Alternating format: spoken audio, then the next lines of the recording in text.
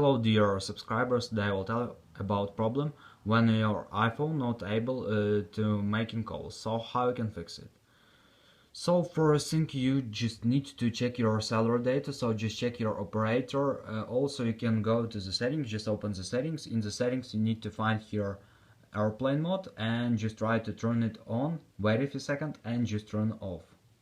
And if it doesn't help you, you can also just try to put off your SIM card and put inside again. And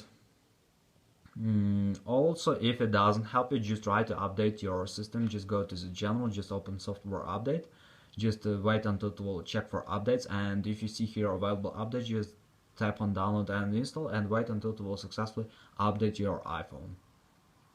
So this is the way how you can also fix it. And if it doesn't help you too, you can also make a force restart. So it depends on model of iPhone you have, because I will tell you an example of iPhone X, iPhone 11 and iPhone 12. If you have another model of iPhone, just find in Google what combination of buttons you need to press to make force restart. So on this model of iPhone you just need to press on high volume button, then on low volume button, and just keep and hold power button until you will see black screen. So when you will see black screen, just release your finger from power button. It means that you successfully made force restart.